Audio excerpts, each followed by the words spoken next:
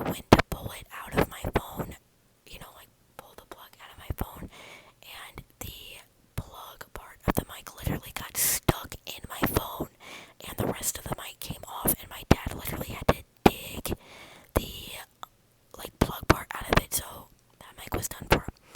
And I never bought another one because I didn't really see a reason to at the time. I have two different Yetis technically, but my red Yeti, I did have the reason why I got a new Yeti in the first place was because my red Yeti was just wearing down, I guess you could say. It was so, every time I would use it, there was so much static, it was insane. But anyway, I'm gonna get a mini mic too, just so that way if I do have issues with the Yeti, there's backup, so I'm still able to film. But I'm so mad right now because I just filmed a 25-minute whisper ramble, and come to find out, I didn't even have the mic plugged in, so fuck that. Sorry, my shoe just fell off. I'm wearing Nike slides. But I'm gonna talk about just random stuff. Also, I want to give a shout out to Yana ASMR. Yana. Yonna. Yana. Or Yona. I think it's Yana. Please let me know if I'm mispronouncing your name. I know that that's not your full name, but still, I don't want to mispronounce it. But shout out to her because literally, she does a lot of whisper rambles, and her channel is literally mainly focused on whisper rambles, which I love that because I feel like there's not a lot of ASMR channels that do whisper rambles, at least not anymore. It's also kind of ironic though because I used to never really watch whisper rambles, but within the past couple of years I really started getting into whisper rambles more because for me ASMR is more than just something that I listen to relax. It's also kind of a social outlet for me, because I just like the vibe of it, hearing people talk about their lives and stuff, it's entertaining, but, it's also relaxing because it's not somebody's, y'all get what I mean, but one of the first things that I'm going to talk about is actually related to ASMR, and that is tingle immunity. Tingle immunity. So, if you don't know what tingle immunity is, it's basically where you can't get tingles from ASMR. Not you can't get tingles at all, but just it's a lot harder for you to get tingles than it used to be, or than the next person. Me personally, when I first discovered ASMR, which I discovered ASMR in 2017, which in my opinion is around the time that ASMR was really becoming a big thing, you know what I mean? It wasn't it was just becoming known, but that was when people were really starting to ASMR artists were a big thing, becoming a big thing, people were making careers out of this,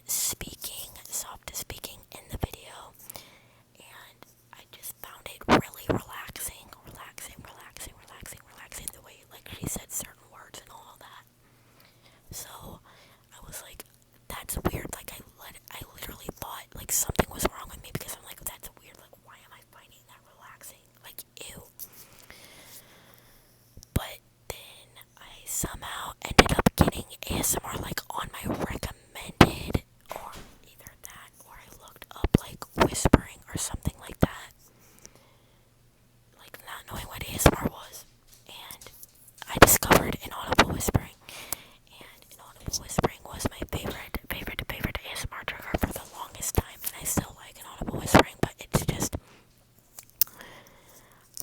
generally like it's hard for me to get tingles from any kind of ASMR now, and back then I got tingles from literally any ASMR video that I watched. I could fall asleep to literally just plain ASMR gum chewing, or literally anything. And then like as I started watching ASMR more, I would have my preferred channels for relaxation and my preferred channels for entertainment. I do know that one of the first ASMR artists that I ever watched was Isabel Imagination ASMR. Isabel Imagination ASMR. Isabel Imagination ASMR, which I have not watched her probably since like 2018. But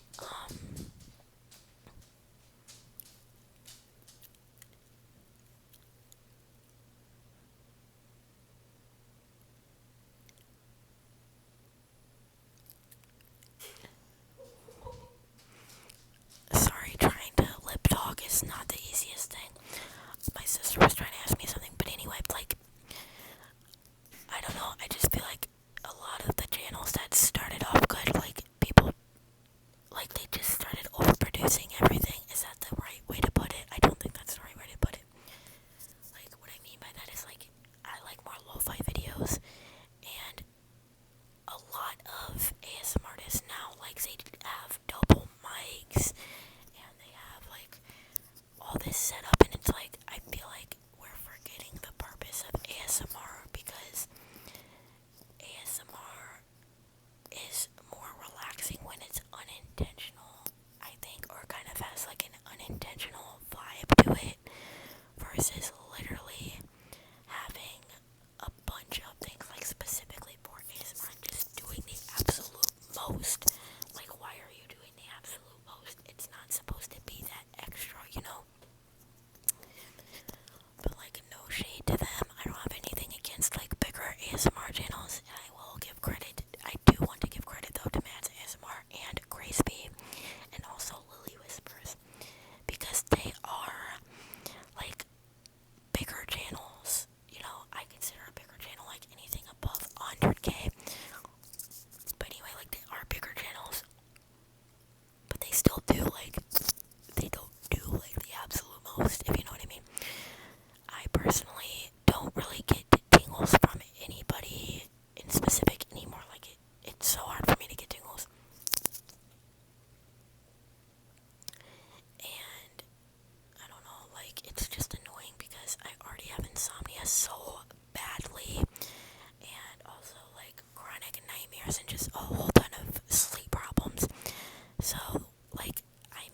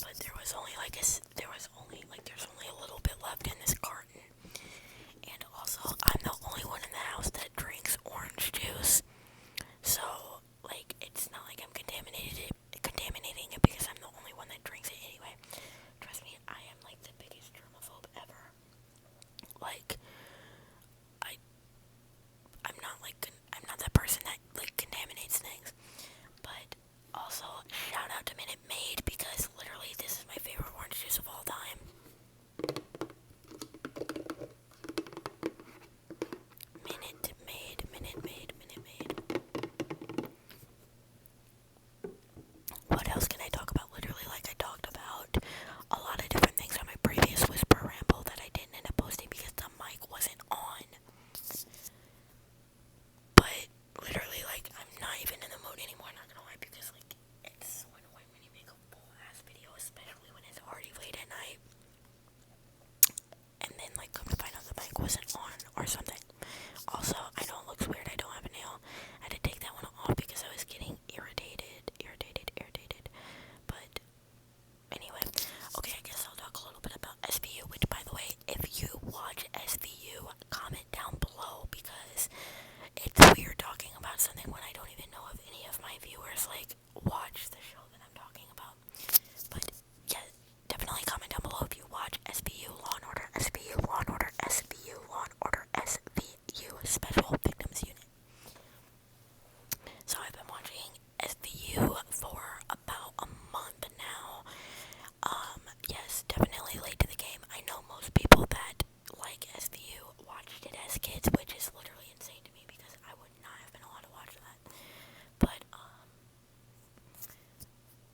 I didn't, like, I remember when I watched Grey's Anatomy, like, I did start from the beginning, and then, go through all the seasons.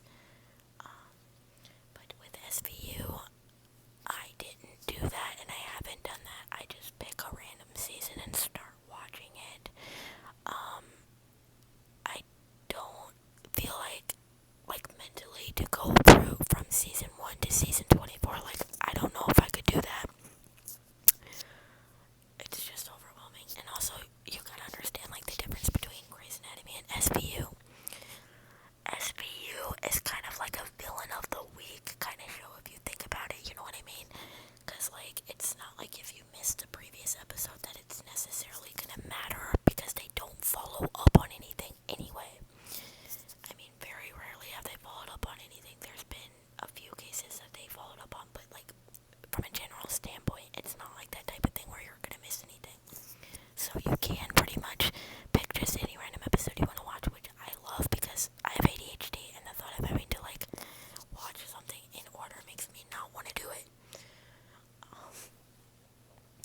So, but also, like, I don't even know if I am gonna watch any season after season 12 because, bruh, like, I can't get over the fact that Elliot literally abandoned Olivia, which, rather you ship them or not, which I do. I wish they would have been together. I wish they would have, look, I know this is gonna sound bad, but we're talking about, like, a TV show here, not anything that has to do with real life, because I don't condemn cheating, nor do I believe in it, but I think that they should have had an affair or something on the show, because that would have been more realistic to me.